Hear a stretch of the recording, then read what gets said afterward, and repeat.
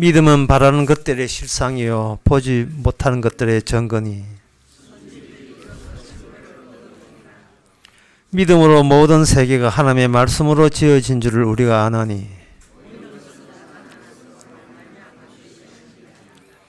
믿음으로 아벨은 가인보다 더 나은 제사를 하나님께 드림으로 의로운 자라 하시는 증거를 얻었으니,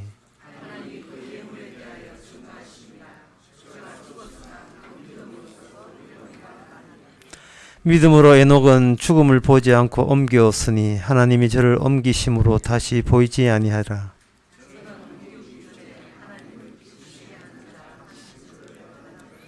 믿음이 없이는 기쁘시기 못하나니.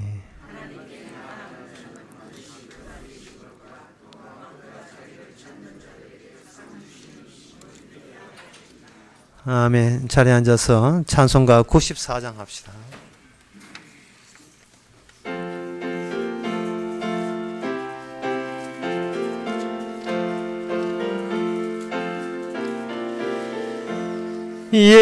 예수님은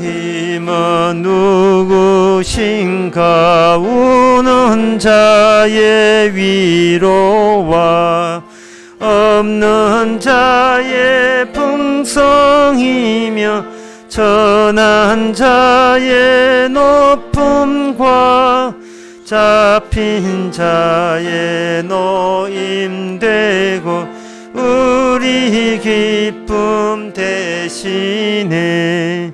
예수님은 누구신가?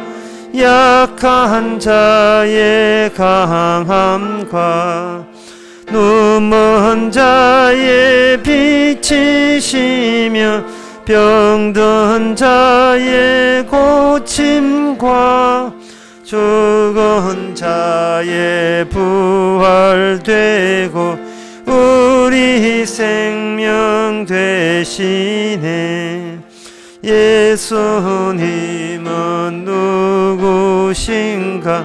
주한 자의 정함과 죽을 자의 생명이며 죄인들의 중보와 멸망자의 구원되고 우리 평화 되시네. 예수님은 누구신가? 온 교회의 머리와 만국이 구주시며 모든 왕의 왕이요 심판하실 주님 되고 우리 영광 되시네. 이 시간 다 함께 기도하실 때 정봉치 집사님 기도하시겠습니다.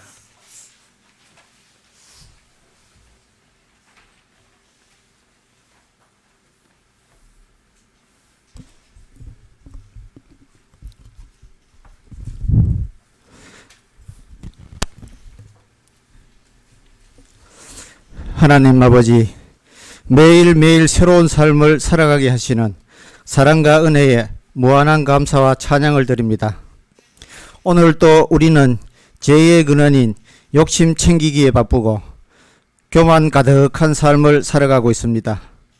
극도의 교만을 보일 때 바벨론의 왕 느부갓네살에게 임한 하나님의 징계에서 보듯이 나의 나됨은 하나님의 은혜이며 내가 무엇을 이루었다 하여 자랑할 것 하나 없습니다. 모든 것을 이루신 하나님만을 찬양하고 자기를 겸손히 낮추어 살아갈 수 있도록 하여 주옵시고 우리 속에 있는 교만하고 악한 성품을 제거하여 주옵소서. 예수님의 이름으로 기도합니다. 아멘.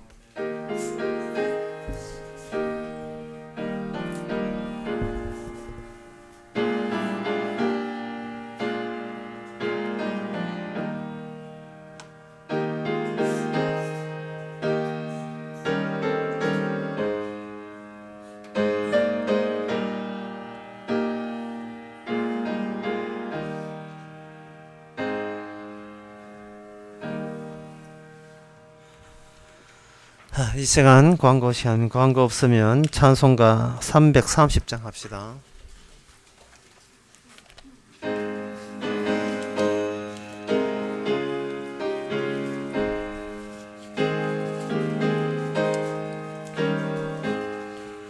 고통의 멍에 벗으려고 예수께로 나옵니다. 자유와 기쁨 베푸시는 주께로 옵니다. 병든 내 몸이 튼튼하고 빈궁한 삶이 부해지며 죄악을 벗어버리려고 주께로 옵니다. 낭패와 실망 당한 뒤에 예수께로 나옵니다. 십자가 은혜 받으려고 주께로 옵니다. 슬프던 마음 위로받고 이 생의 풍파 잔잔하며 영광의 찬송 부르려고 주께로 옵니다.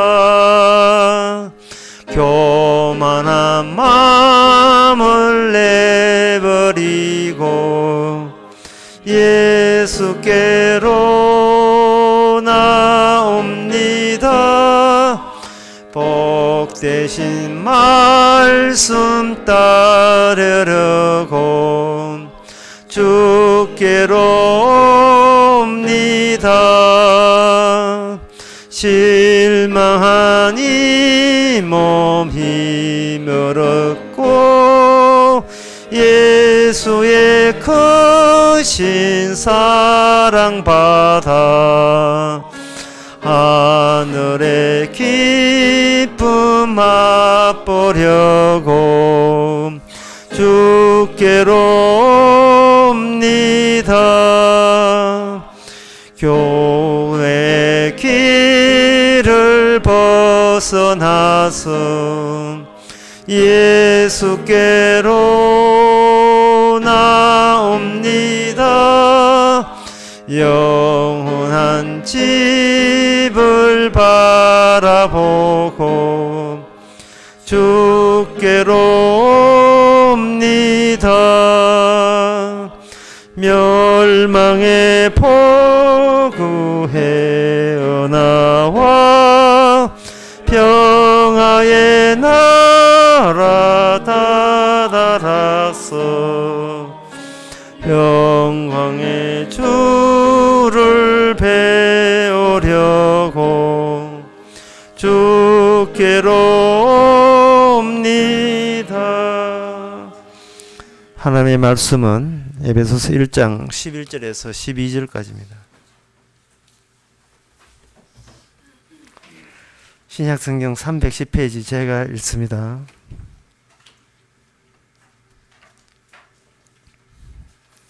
이 모든 일을 그 마음의 원대로 역사하시는 자의 뜻을 따라 우리가 예정을 입어 그 안에서 기업이 되었으니 이는 그리스도 안에서 전부터 바라던 우리로 그의 영광의 찬송이 되게 하려 하심이라. 아멘. 오늘 단어에 기업이라는 단어가 나오는데 그 기업이라는 단어는 여기 성경에 갈라디아서 3장에 보면 그걸 기업이라 하지 않고 유업이라고 이렇게 했어요. 그 유산이다. 유산이다 이렇게 보면 됩니다. 상속이다. 그렇게 보시면 되는 겁니다. 이런 기업이란 단어가 이렇게 나오는 것은 여기 오늘 10절에 보면 모든 일을 그 마음의 원대로 역사하시는 뜻을 따라, 이거 하나님께서 원하시는 대로 세상은 그렇게 꾸려 나오고 있는데, 그 일이 구약 때부터 계속 벌써 시작되었습니다. 창세기부터 시작되었거든요. 그 구약 때 나오는 용어가 바로 기업이라는 겁니다. 이 구약 때 나오는 이 기업이라는 단어, 상속 유업이라는 단어를 신약에다가 사도 바울이 이렇게 1절에다가 이렇게 집어넣는 것은, 성경을 볼 때에 이미 구약과 전체 전부 다를 다 하나님의 일하신 것이라고 받고, 그것 안에 풍덩 뛰어들어야 된다는 이야기입니다. 이것은 골라서 뽑아내는 것을 용납하지 않겠다는 겁니다. 내 마음에 맞는 귀지를 뽑아서 요거 내가 괜찮게 가져야지가 아니라, 말씀이 먼저 있고 그 다음에 우리가 그 말씀에 의해서 우리가 여기에 출몰된 거예요. 그리고 10절에 보면 지난 시간에 했지만 그 모든 것이 목적이 있는데, 이 세상에 태어난 것이 그리스도 안에서 통일되게 하라 하심이라, 그렇게 되어 있어요. 그러면 통일하는 것은 무슨 뜻이냐 하면, 더 이상 진전이라는 것이 필요 없고, 그리고 인간 나름대로 더 이상 어떤 기대하는 것이 필요치 않다라는 뜻입니다. 만약에 우리가 인간 위주였다면요, 계속 인간 위주이기 때문에 계속 남들의 포부 같은 게 있거든요. 그러면 뭔가 기대하고 노린 게 있어요. 이렇게 됐으면 좋겠다, 저렇게 됐으면 좋겠다. 이제 2018년 지났으니까 2019년대는 이런 교회, 이런 가정이, 이런 사업이 됐으면 좋겠다라고 기대한 게 있는데, 그러나 성경은 누구 마음대로 그렇게 하느냐 하면 그거는 네 마음대로죠. 여기 그 11절은 모든 일입니다. 모든 일은 그 마음의 원대로, 그 예수님의 원대로, 하나님의 원대로만 되지 니는 빠져, 이런 뜻이에요. 그리고 이미 진전이라는 게 별로 없어요. 우리가 그 소용돌이 천 소용돌이에 그 휘말려 들어서 그리스도 안에 합류되고 거기에 빨려 들어가면 그걸로 땡입니다. 그걸로 종쳤는 거예요. 나만의 따로 어떤 포부라든지 기대를 가지면 안 되는 겁니다. 그리스도의 통일과 그 통일에 의해서 대한 생산물, 그 사이를, 그 생산물을 가지고 오늘 본문에 뭐냐 하면 기업이라고 이해하는 겁니다.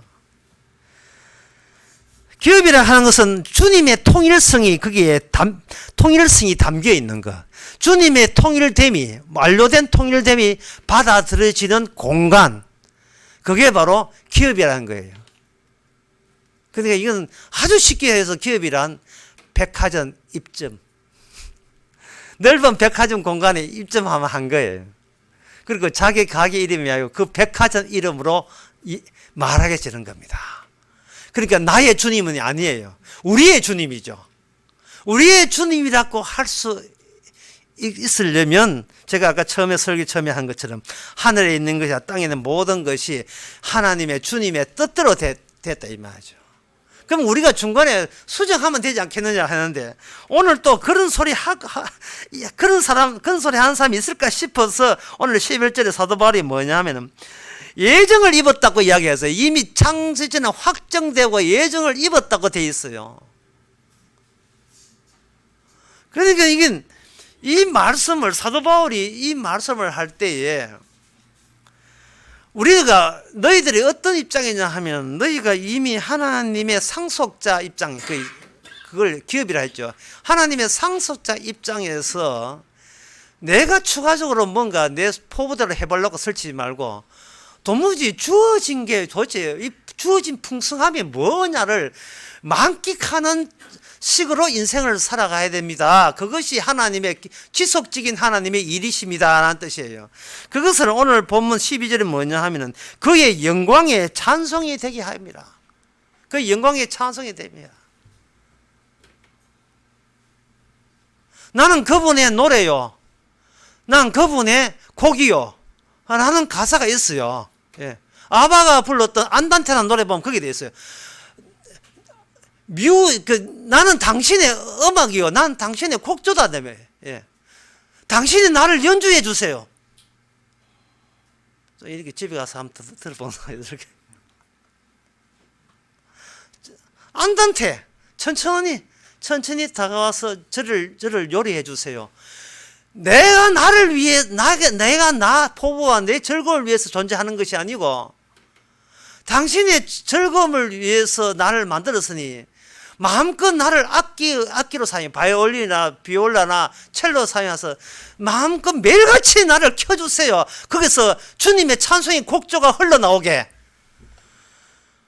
사도 바울이 지금 이런 고백을 내놓고 있습니다. 이 사도 바울의 고백은 누가복음 2장에 크리스마스에 단골 전나 누가복음 2장에 보면 이런 게 있어요. 하늘에서는 영광이요, 땅에서는 기뻐하심을 입은 사람들 중에 수동입니다. 기뻐하심을 됨태기로 받은 사람에게는 평화로다. 평화란 말은 종결되었다, 완료되었다, 더 이상 염려 걱정하지 마라 라는 그런 이야기입니다. 그래서 제가 이 에베소서 1장 그 대충 10절에서 11절, 12절 설명했는데, 이 대목을 보면서 여러분들이 아이고 기쁩니다, 감사합니다 하는 그런 마음을 가진다면 저는 거기에서 좀 시비를 걸고 싶어요. 기쁩니다, 감사합니다. 야, 정말 나는 믿음 크군요. 뭐 이래 나온다면, 제가 아까 설교 처음에 할 때에 이 기업이라는 것이 구약에 있는 용어라 했죠. 그 이야기를 하기 전에, 성급하게 그 하기 전에 먼저 자기 자신을 한번 살펴봐야 돼요. 과연 이 말씀에 대해서 그냥 참미된 것, 주님이 나를 다룬다는 것이 고맙습니다, 뭐 내 쪽에서 할 건 더 이상 남아있지 않군요, 뭐 그런 식으로 정리가 될 텐데, 과연 이게 언제까지 갈지, 이게 과연 나의 진심이라고 해당되는 건지, 아니면 이런 조화들 하는 그 밑바닥에 또 다른 흑심이 있는지를, 그런 것을 살펴봐야 됩니다. 그것은 바로 구약이 적절한데, 제가 좀 관계없다 싶지만 구약 한 대목을 제가 인용하고 설명해 드리겠습니다. 신명기 22장 13절에 보면 이런 내용이 나와요. 어떤 내용이냐 하면은, 누구든지 아내를 취하여 그 동침한 후에 그를 미워하여 비방글을 만들어 그에게 누명을 씌워 가로되 내가 이 여자를 취하였더니 그와 동침할 때에 그의 처녀인 표적을 보지 못하였노라 하면, 신명기 22장 14절에 나오는 율법 이야기입니다. 어떤 사람이 아내를 미워해가지고 누명을 씌운 거예요. 누명을 씌워 나오잖아요. 14절에 누명을 씌워서 이 여자가 처녀인 표적을 보지 못했으니까 못했노 하면, 그 법에 그래요. 율법에 그 성읍에 있는 장로들에게 가서 처녀의 아비가, 이제 친정 아버지죠. 친정 아버지가 장로에게 말하기를, 내 딸이 이 사람에게 아내를 주었더니 그가 미워하여 비방글을 만들어 말하기를 내가 내 딸 처녀의 표준을 못했다고 이렇게 누명 세우니 내 딸의 처녀의 표준 이것이라 하고 그 부모가 그 자릿 옷을 그 성읍의 앞에 펼 것이요. 야, 그 다음에 뭐라고 되냐 하면, 그 성읍들이 그걸 보고 그 비방했던 그 시아버지죠. 시아버지를 잡아 세 개의 체벌이 있어요. 첫째는 뭐냐면, 그 시아버지를 때리고, 잡아 때리고, 두 번째 처벌이 뭐냐, 이스라엘 처녀에게 누명을 씌움을 인하여 그에게 은 100세겔, 그 당시에 양 한 마리가 은 2세겔이니까 양 50마리에 해당되는 벌금을 내게 하고, 세 번째가 뭐냐 하면은 그 여자로 그 남자에게 평생에 버리지 못하게 아내가 되게 하라. 여기까지 세 가지 처벌을 주어졌어요. 그러면 이 대목을 보면서 우리들은 생각하기를, 나도 그런 일 있으면 이 말씀대로 바르게 해서 돌려받을 건 돌려받고 뭐 처벌받을 건 처벌받으면 되겠네라고 생각할 거예요. 이 율법은 그렇게 보는 게 아닙니다. 뭘 생각해야 되냐 하면은, 한번 생각해 보세요. 우리 인간이 뭔데 율법이라는 게 있다고 해서 거기에 신경을 써야 하느냐를 다시 한번 우리 자신에게 돌아봐야 돼요. 율법이 뭔데? 그 법이 뭔데? 왜 이 신명기 나오는 이런 법에 쳐버리고 뭐고 그건 나중 문제고 나는 나잖아요. 그런데 이 말씀이 뭐고 율법이 뭔데 왜 우리들이 거기에 신경을 쓰냐 이 말이죠. 제가 이야기하는 것은 우리가 이 율법을 신경 쓰자라는 것이 인생의 그 아담에게 물론 타고난 본성이 아니라는 이야기를 말씀드리는 거예요. 인간의 그 악마로부터 물어보는 게 있어요. 그게 뭐냐면 나는 나 위주지 말씀 위주, 복음 위주, 율법 위주가 아닙니다. 그래서 만약에 제가 이렇게 신명기 가지고 펼치 이야기하게 되면 그걸 개무시하고 아이고 그럼 안 들으면 되네 교회 안 나오면 되잖아 라고 복음 버리고 말씀 버리고 간 사람이 한둘이가 아닙니다. 왜냐하면 자기가 중요하다는 것은 이거 아무리 자기 마음을 요래 펼쳐보고 요래 헤쳐봐도 아무리 의심하고 또 의심해도 나는 내가 더 중요하다는 거, 율법보다도 하나님보다도 내가 더 중요하다는 이 사실에 대해서는 부정 못할 일이거든요. 이걸 어떻게 이깁니까? 그래서 교회 안 나오면 되지 뭐. 그리고 교회 안 나오고 복음 버리고 말씀도 관심도 없는 사람이 한둘이가 아니다 이 말이죠. 근데 제가 의심스러운 것은 왜 여러분들은 왜 안 버리냐 말이죠. 그게 의심스러워요.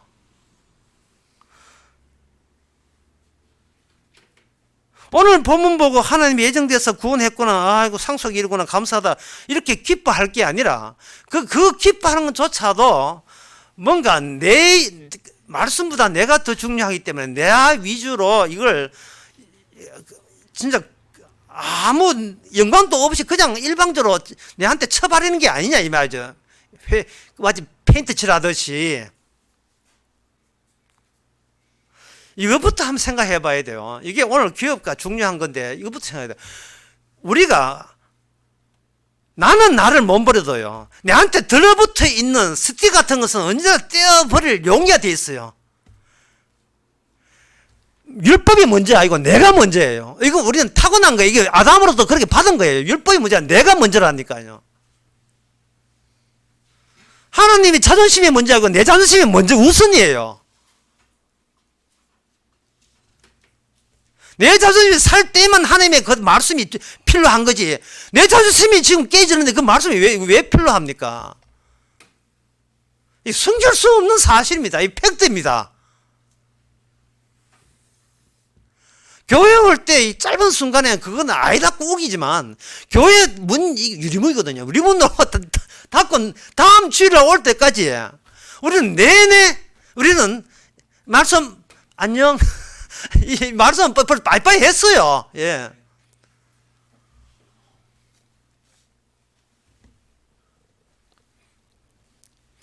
합령하여 선을 이룬다는 말씀을 가지고 거기에 대한 해답을 제시해야 되겠습니다. 합령하여 선을 이룬다는 말은 예정된 자라도 주께서 본색은 그런 식으로 지잘났던 식으로 갈 수밖에 없는 그것조차도 예정된 자가 보여줄 모습이라는 겁니다.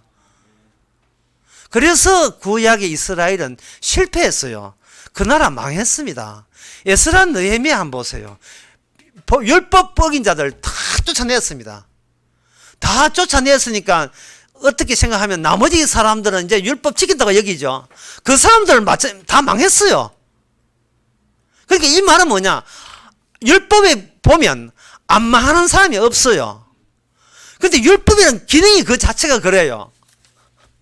네가 우선이야. 율법 아니야. 그게 네 모습이야. 그걸 도드라내게 그걸 노출시키는 게 율법의 기능입니다. 그런데 하나님이 예정하사 주의 뜻대로 하는 말은 뭐냐 하면 인간은 버렸더라도 놀라운 사실은 주님은 안 버렸다는 것 이게 놀라운 거예요. 이 현실에서 나는 나뿐이에요. 그런데 주님의 현실에서는 율법 중심이고 복음 중심이고 말씀 중심이고 예수님 통일 중심입니다. 각자 한 고집석 해요. 한 고집석. 한 고집한다고요.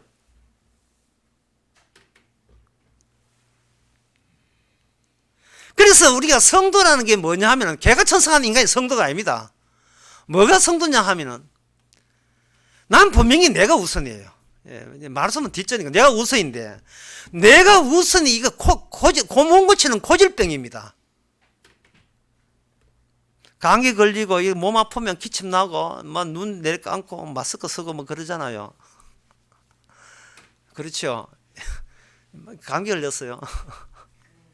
이걸 가지고 뭐라고 하냐 정상이라고 합니다. 정상. 감기 걸린 정상이에요. 주님의 예정하심의 정상이 뭐냐 하면은 나는 말씀이고 복음이고 이스라엘이고 다 귀찮다. 제발 나는 내가 중요해. 이게 하나님의 예정하심의 정상이에요.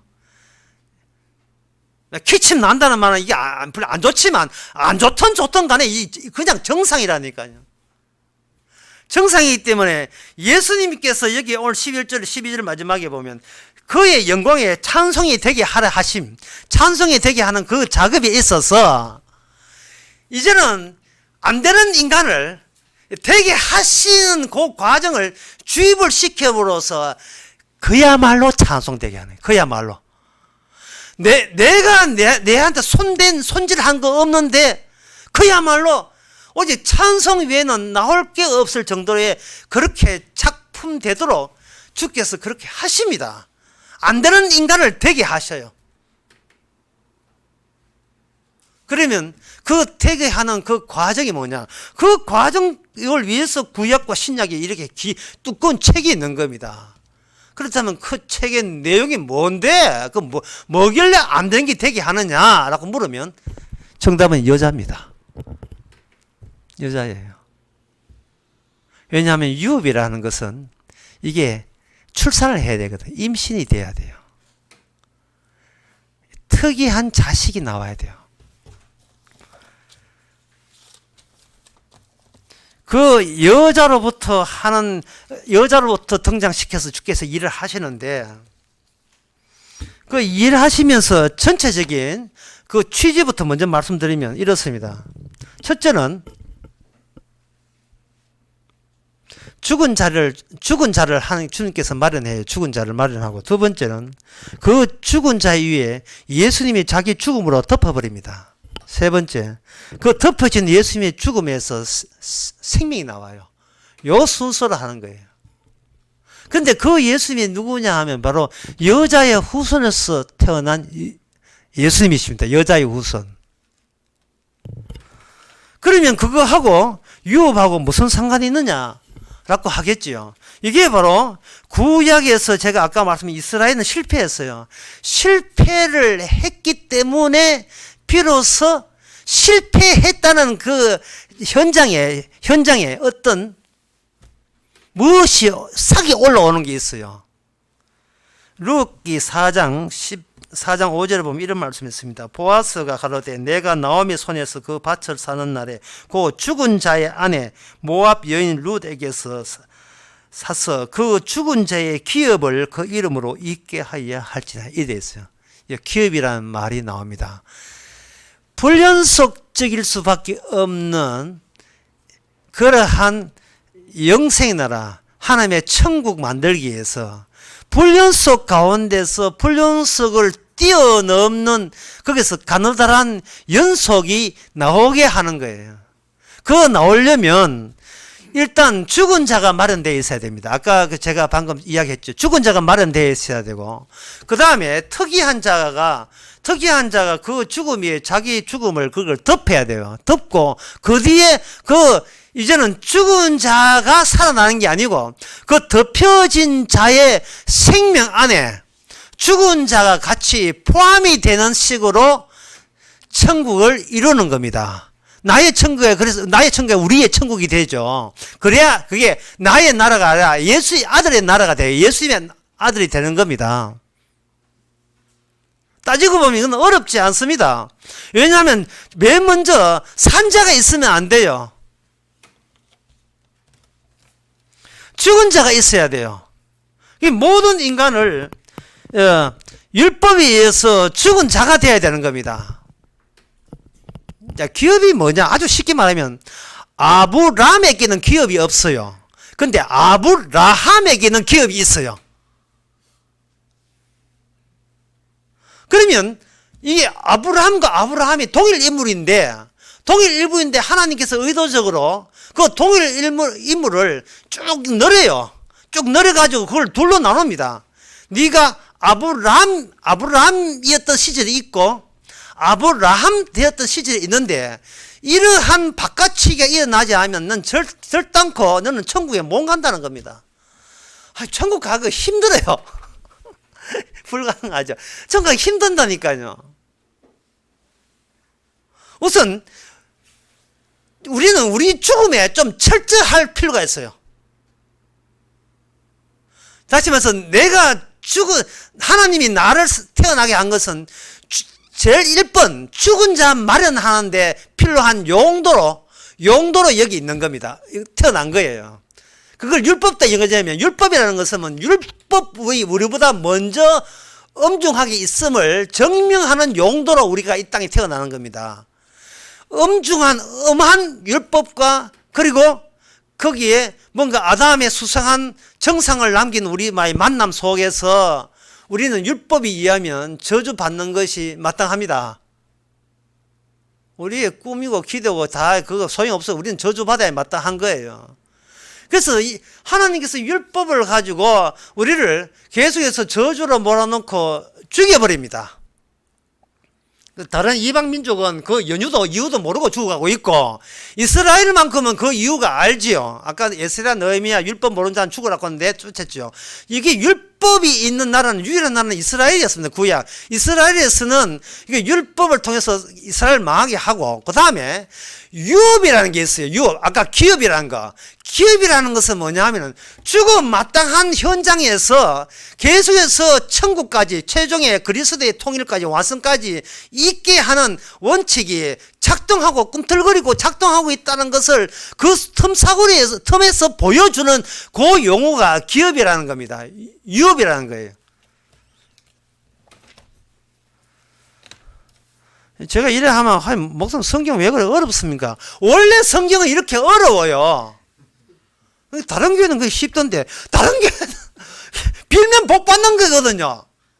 다른 교회는 자기를 깨트리는 게 아니에요. 자기를 키우는 거예요. 내 잘 되는 거지 내를 죽이는 데가 아니라니까요. 그러니까 쉽게 알아먹지요. 알아듣지요. 어제 토요일 날 이름도 하도 어려워. 노비아 갈라 동촌점. 예, 결혼식장이 사람이 얼마나 많은지.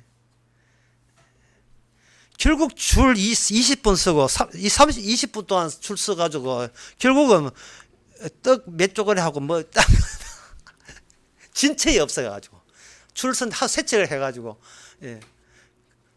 1시간 식사하는데 1시간 있었는데 내 많이 먹은 게 떡을 제일 많이 먹어서 그 사람들이 별로 찾지 않아가지고 다른 거는 근처도 못 갔어. 예. 거기에 교인들이 얼마나 많이 왔는지 옆에 이야기 하나 들어보면 권사님 장로님 때문에 우리 교회 잘 됐다는 이야기 옆에서 막 하는데 왜 이렇게 생겨요? 도대체 저 사람들이 정말 가짜는 생각을 점점 들어요. 이 인간이 왜 가짜냐 하면은 주님은 율법을 가지고 인간은 죽이고자 하잖아요. 근데 인간은 살고자 하잖아요. 이거는 사기입니다. 인간은 산다는 자체가 사기예요. 예? 장영자 좀 또 나갔는데 29년 살다가 또 나갔거든요. 장영자 예, 4번 석여가지고 예. 사기꾼이거든요. 남편 이철인가 뭐 그렇고. 여러분 또 잡혔어요. 4번째 잡혀요 지금. 우리는 그 사람을 그 장영자 그 부인을 사기꾼을 하잖아요. 그 사람은 사기꾼 아닙니다. 그 사람은 왜 사기쳤겠어요? 살고자 해서 사기친 거예요. 주님이 하시는 일을 반대하는 것은 전부 다 사기입니다. 우리는 산다는 게 사기라는 걸 이거 율법이 아니면 누가 이야기하겠습니까? 그러니까 우리는 율법 버리잖아요. 뭐 들어봐야 버리고 막 자시고 이제 들리지도 않지만.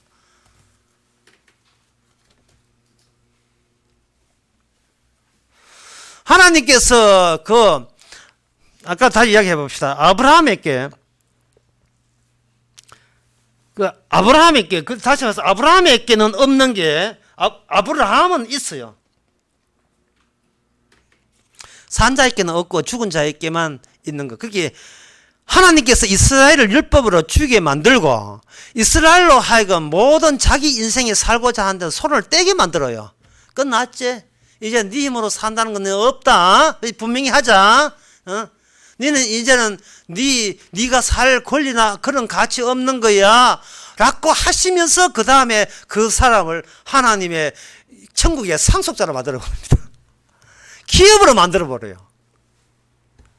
이게 에베소서 1장을 한번 봅시다. 모든 일에 그 마음의 원대로 역사하시는 자의 뜻을 따라라고 했는데 그 뜻이 1장 7절에 보면 우리가 그리스도 안에서 그의 은혜의 풍성함 따라 그의 피로 말미암아 구속 죄 사함을 얻었으니 이돼 있거든요. 그 두 개를 연결시켜 봅시다. 자, 인간은 죽었으니까 인간은 없는 겁니다. 살아있는 생존하시는 분은 누구밖에 없는가? 예수님밖에 없습니다. 근데 예수님이 피를 내요. 마치 아브라함의 아들 이삭이 재단 모리아 제사에서 죽어야 되듯이 뭔가 누구의 죽음의 증거가 피거든요. 예수님이 죽었다는 그 사실을 통하여 비로소 이 세상에 갈 수 없는 나라 천국에 비로소 거기에 그 위치 바뀜을 통해서 그 천국 백화점에 입점하는 거예요. 들어가는 겁니다. 그걸 요한복음 14장에서는 그걸 뭐라고 하냐 하면은 제자들을 위한 처소는 현재 없는데 내가 가서 십자가 지고 난 뒤에 처소가 마련되게 되면 백화점 입점되면 그때 내가 성령을 보내가지고 나 있는 곳에 너희도 있게 하리라 하는 거예요. 예수님 한마디가 놓치면 안 됩니다. 놓칠 게 없어요. 천국 내 혼자 사는 게 아닌 거예요. 예수님이 있는 이 곳에 가는 거예요. 예수 있는 곳에. 근데 이 땅에 우리가 예수와 함께 있기 싫은데 왜요? 예수가 먼저 즐거움을 해야 예수 이야기 그만하고. 예수하고 싫은데 어떻게 합니까? 우리가 가는 곳은 예수와 함께 곁에 있는데 곁에 있다는 것은 사랑해야 가능하거든요. 사랑은 빈 공간을 넓히는 거예요. 빈 공간을. 그 텐트 1인용 침낭에는 한 사람 들어가죠. 근데 만약에 두 사람 들어가서 두 사람 아침에 잘 자고 나왔다면 그 이상한 거 아닙니까? 1인용 침낭이 2인용, 3인용 계속 정강되고 부풀어지는 거예요. 그리스도는 한 사람이지만 그리스도 안에는 수많은 천국 서사와 같은 수많은 14만 4천보다 더 많은 사람들이 거기서 종려나무 흔들고 같이 살고 있습니다. 그게 말이 돼요. 이게 말이 되거든요. 그러면 룻기에서 보아스가 이거 룻기 4장 5절 다시 읽어봅시다. 보아스가 가로되 내가 나오미 손에서 그 밭을 사는 날에 곧 죽은 자의 아내 모압 여인 룻에게서 사서 그 죽은 자의 기업을 이름을 잊게 하여 할지니라.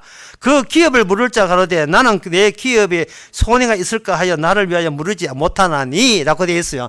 이게 무슨 일이냐. 여기 봐가지고는 얼른 안 떨어오는데 이게 이야기가 계속 진전이 되게 되면 그 내막이 밝혀집니다. 뭐냐 하면은 이게 보아스가 모압 여인하고 결혼을 했거든요. 결혼을 하게 되는데 결혼해서 자식을 놓게 되는데 자식을 놓게는 이 보아스 자식이 아닙니다. 그 룻의 시아버지 자식이 돼요. 나오미 가정에 자식이 된다고요. 그 지 자식을 남의 자식 주는 거 똑같은 거예요.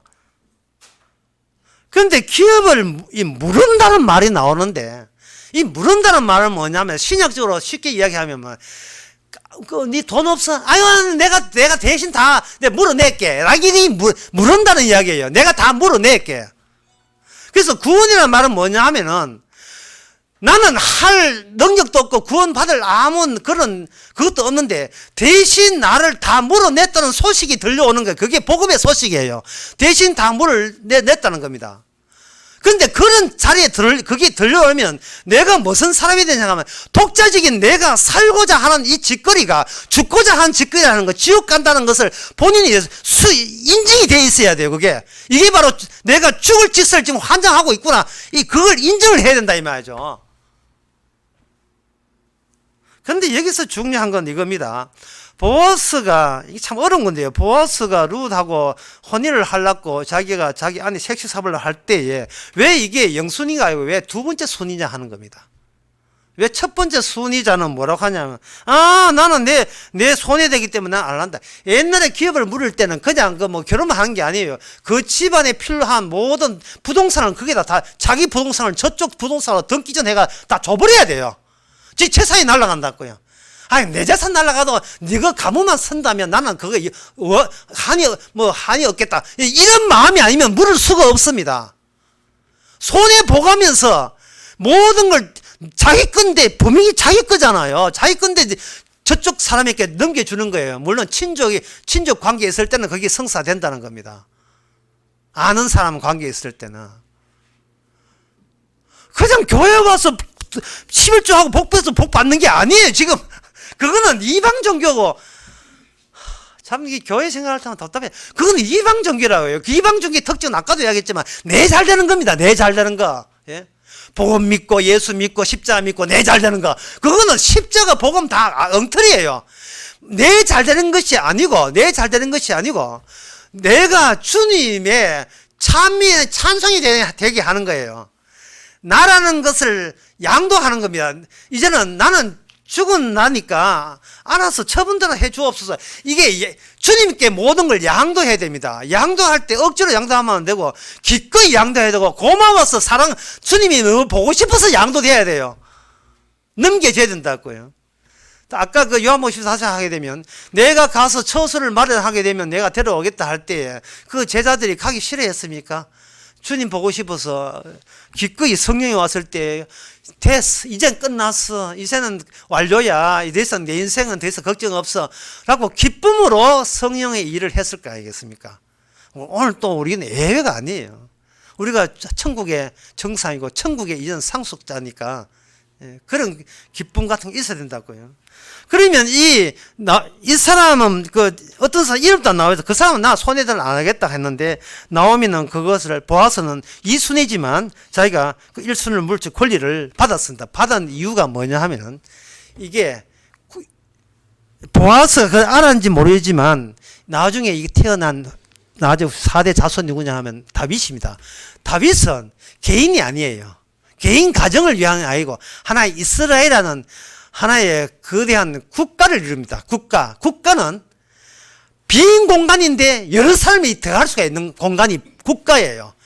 나의 주님이 아니고 우리의 주님, 이스라엘의 하나님이 되는 거예요. 나의 하나님이 아니고 이스라엘의 하나님이 되는 겁니다. 그 매듭 부분에 누가 하나 보아서처럼 아낌없이 자기 귀한 재산을 물론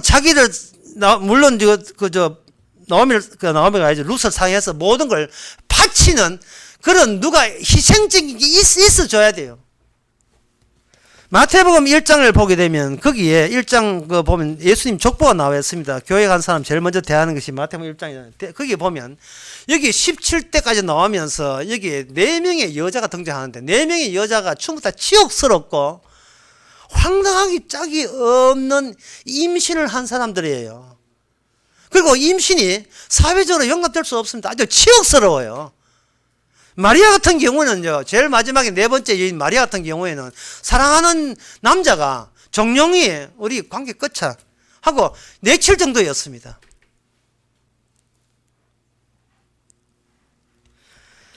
성경에서 여성이라 하는 것은 특히 예수님의 일에서 어떤 경우에 나오냐 하면은 마태복음 9장에 보면 9장 20절에 보면 12년 동안 혈우병 걸린 여자가 예수의 뒤로 와서 겉옷을 만지니 12년 동안 하의를 하는 여자가 있었는데 그저 오직 그리스도 외에는 다른 희망이 없어 그리스도의 옷가를 만졌어요. 만졌다는 말은 뭐냐면 12년 동안 피 흘린 병을 했으니까 자기는 망가진 인간이에요. 그런 인식을 가지고 이 땅에 대해서 예수님 뭐라고 하면 그 여자 보고 네가 믿음이 크도다고 이야기했어요. 자기가 망가졌다고 이야기하는 생각하는 그 여자에게 네가 믿음이 크도다고 되어 있어요. 그러나 그 여자가 자체적으로 볼 때는 12년 동안 하혈하는 병을 앓고 있어요. 사람이 누구 상종하겠습니까? 옛날에 피 흘다 하면 그 이제 부정 타는 여자였고 저주받는 여자였어요. 두 번 다시 그런 인생 누구도 안 닮고 싶은 그런 인생입니다. 그런데 주님께서는 그 여자와 자기를 연결시켜 버립니다. 뭐라고 하냐면 이게 믿음이야 라고 한 거예요. 이게 믿음이야. 뿐만 아니고 그 누가복음 13장에 보면 이런 말씀 나오고 13장 10절에 보면 이런 말씀 나옵니다. 18년 동안 귀신 들려 꼬바라져 조금도 펴지 못한 한 여자가 있더니 이 여자도 예수님께 고침받고 하나님께 영광을 돌려드리게 있습니다. 그리고 유명한 거 요한복음 6장에 보면 그 오병이어를 행할 때 5,000명 가는데 그 5,000명이 뭐라고 하냐면 여자와 아이 제끼고 5,000명이에요. 그 나머지 남자의 5,000명이 하는 짓이 뭐냐 하면은 예수님을 따라왔는데 뭘 보고 따라왔느냐? 떡을 먹고 배부른 까닭으로 온 거예요. 그리고 이 사회의 대표자는 여자가 아니고 남자예요. 가정에서는 남자가 대표입니다. 근데 남자 한 짓거리들이 뭐예요, 결국? 그 당시 여자들은 개무시했으니까.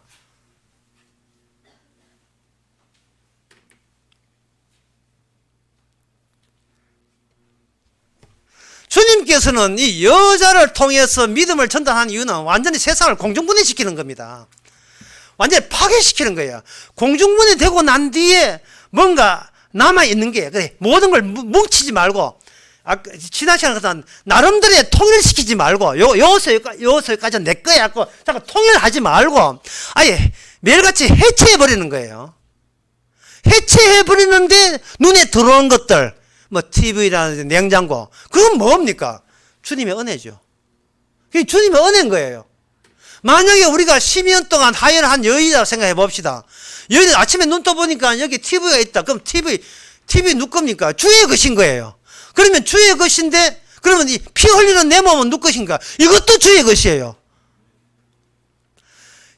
주님께서 연약하고 개무시 당하는 여자를 통해서 예수님 자신의 정상으로 예수님의 뜻의 기업자로 드러내는 이유는 그들만큼은 온전하게 자기 공로와 자기의 의를 안 섞기 때문에 그렇습니다. 섞어 넣지를 안 해요. 내가 기도해서 했다든지 내가 믿음 좋아서 했다든지 자기 걸 섞지를 안 해요. 왜냐하면 자기는 이미 죽은 자와 무방하기 때문에, 방불하기 때문에, 이미 죽은 자와 방불하기 때문에, 죽은 자가 죽어야지. 거기다가 무슨 욕심을 더 냅니까? 저 상주의 북쪽에 문경 가는 쪽에 보면 못이 하나 있어요. 못 이름을 보면서 내가 얼마나 속을 웃으면, 못 이름이 뭐냐 하면 아시는 분은 혹시 아십니까? 못 이름이 공갈못이에요. 공갈못. 공갈못 특징이 뭐냐 하면은, 안에 안고 듣나 싶어서 딱 깨보니까 안에 아무것도 안 들었어요. 이 공갈아니야. 이래서 공갈빵. 못은 못인데 이게 못인지 아니면 그 몇 땅인지 풍은 안 들 때 그 공갈못이지요. 비 올 때만 못이 되는 거. 우리 안에 지금 인간들은요, 아담의 본성이 뭐냐면 우리가 악마를 인정해야 돼요. 악마가 한 일이 뭐냐면은 복음의 씨를 말려버리는 겁니다. 화형 방사기로 내 몸 안에 복음의 씨를. 왜냐하면 그게 자존하는 방법이에요. 나는 스스로 신이 되는 방법은 내 속에 나의 신을 스크래치 깎아내려는 어떤 요소도 내한테 남기면 안 돼요. 그런데 주님은 방법은 반대예요. 우리 성도 안에다가 화염 방사기로 모든 것을 없애버립니다. 내 것이라는 것을 일체 다 없애버려요.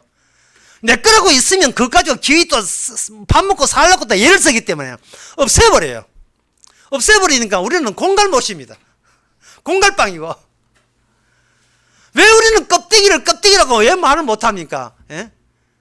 니는 내 사람이 저 사람이 내 사람이다. 왜 말을 못하지? 그 유명한 대사잖아.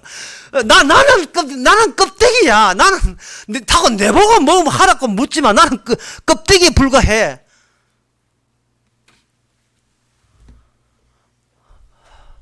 라는 고백이 나와야 됩니다.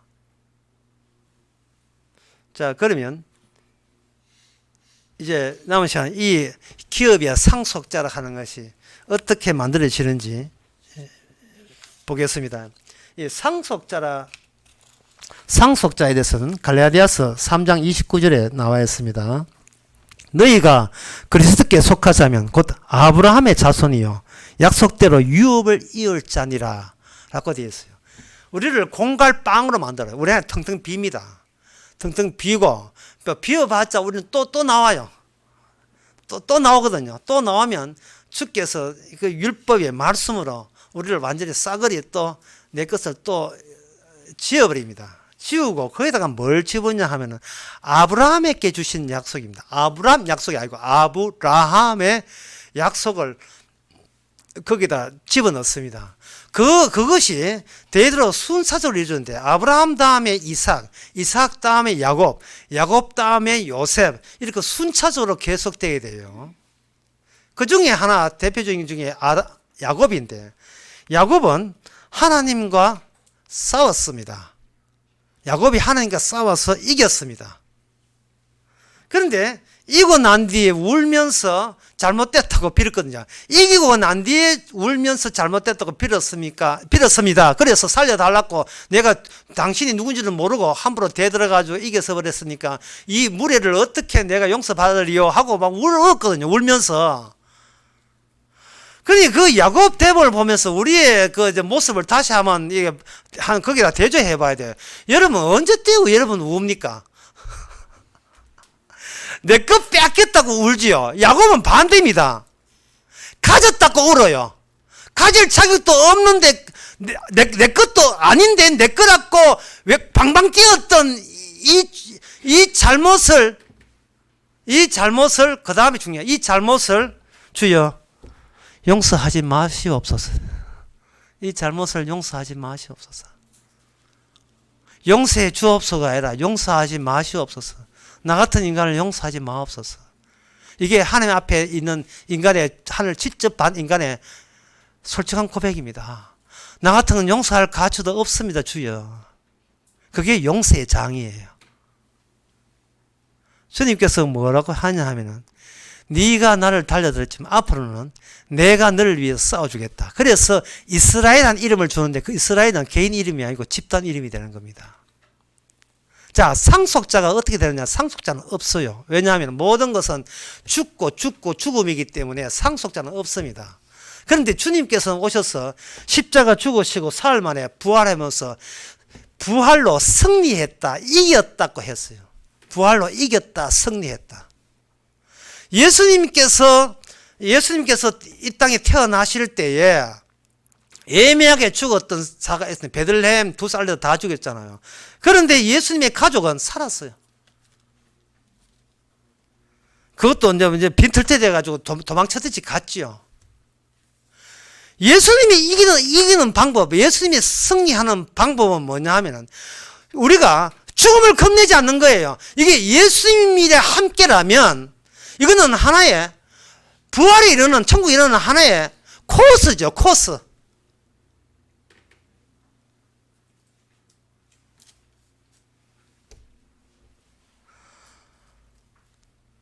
뭐가 승리냐 하면은 그동안 소원했던 멀어졌던 그 다음에 관심도 없던 그 십자가가 다시 나에게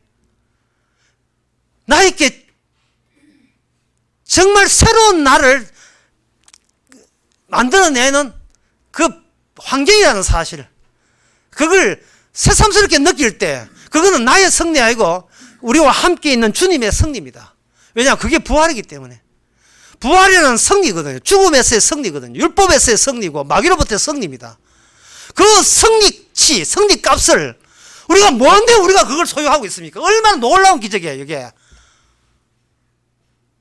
망가져도 되는데 지옥 가도 되거든요. 용서 안 받아도 돼요. 하지만 주님이 자신의 이름을 위하여 안 받겠다 안 받겠다 묻지도 않고 아예 용서를 주어버렸습니다. 그게 뭐냐? 그 용서가 어딨냐? 오늘 본문에 보면 에베소서 1장 7절에 보면 바로 그리스도의 피로 말미암아 죄 사함을 얻었다 이 말이죠. 근데 우리는 죄 사함의 창고예요. 죄 사함이 이루어진 창고다 말이죠. 그 새 사함의 정상이 뭐냐? 바로 죄 용서받는 우리가 하나님의 기업이 하나님의 자녀가 되는 겁니다. 아들이 되는 겁니다.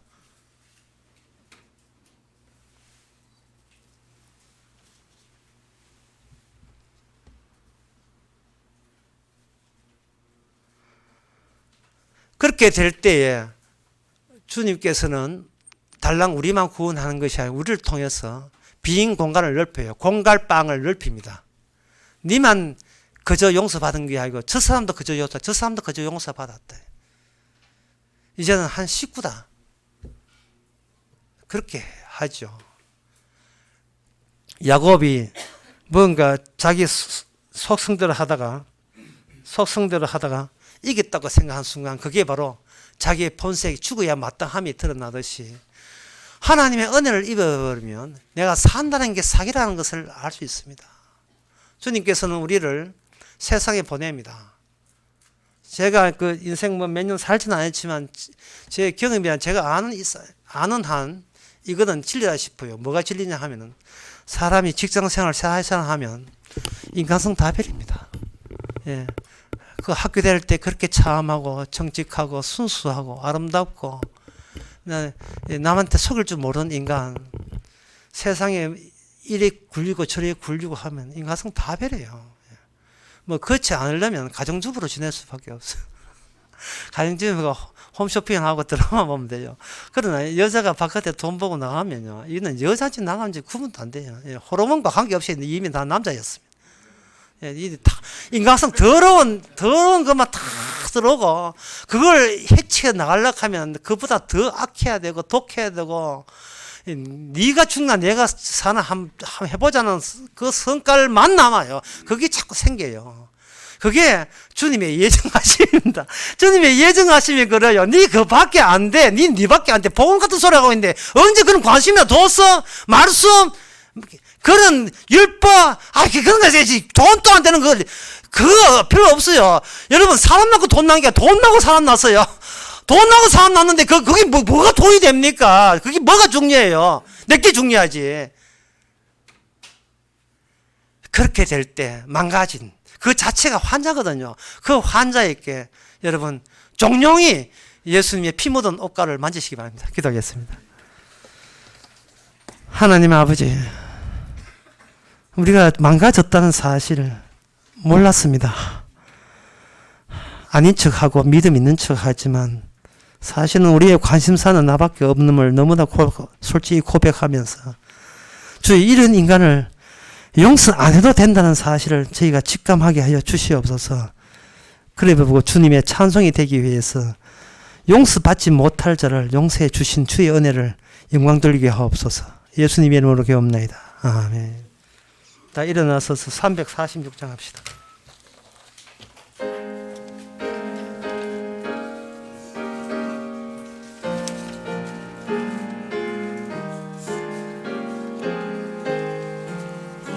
가사를 생각해 보세요. 값비싼 향유를 주께 드린 막달라 마리아 본받아서 향기로운 산제물 주님께 바치리. 사랑의 주 내 주님께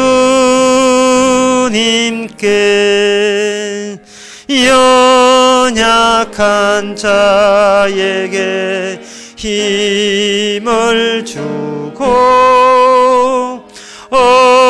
어두운 세상에 빛을 비춰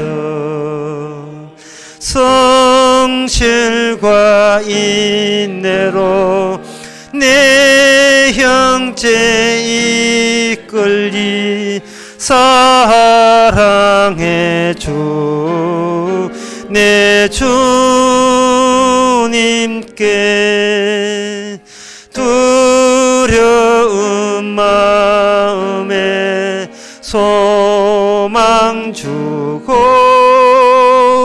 슬픔에 쌓인 자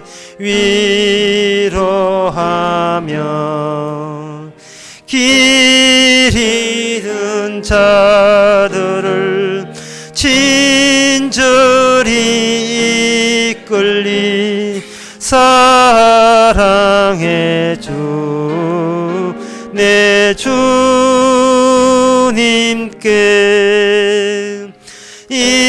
인생의 황혼이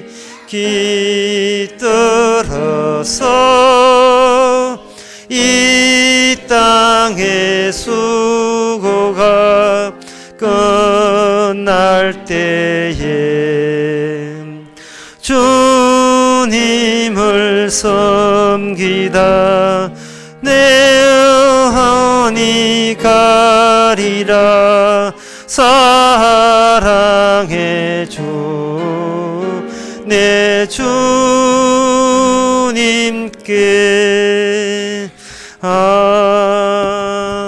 아멘. 기도합시다.